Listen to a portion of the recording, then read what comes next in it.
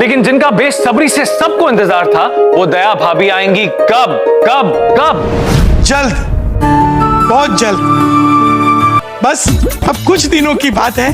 दया भाभी गोकुलधाम सोसाइटी में जल्द आएगी।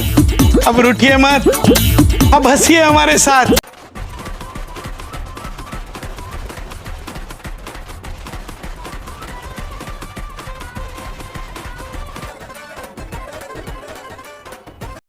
नई दया बहन की धमाकेदार एंट्री। गोकुलधाम सोसाइटी में कई महीनों से एक चर्चा थी, आखिर दया भाभी कब लौटेंगे। जेठालाल हर दिन अपने फ़ोन को देखते और सोचते कि शायद दया का कॉल आएगा। टप्पू बापूजी और पूरी सोसाइटी भी उनकी वापसी का बेसब्री से इंतजार कर रही थी। एक सुबह गोकुलधाम ने अचानक रंग बिरंगे फूलों से सजी एक कार आकर रुकी।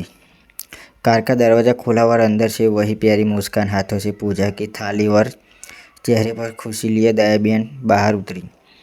उन्हें देखते ही जेठालाल की आंखों में खुशी आ गई और बापूजी ने आगे बढ़कर उन्हें आशीर्वाद दिया और टप्पू दौड़कर अपने माँ से गले लग गया। दया बहन ने पूरे गोकुलधाम का अपने खास अंदाज में अभिवादन किया है।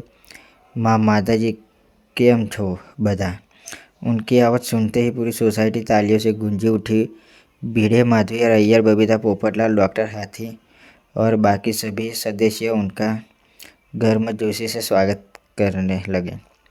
उसी समय पोपटलाल ने मजाक करते हुए कहा, दया भाभी आपके आने की खुशी में लगता है अब शायद मेरी शादी भी तय हो जाएगी। यह सुनकर सभी जोर जोर से हंस पड़े। दया बहन ने मुस्कुराकर कहा, माताजी पर भरोसा रखो, सब शुभ होगा।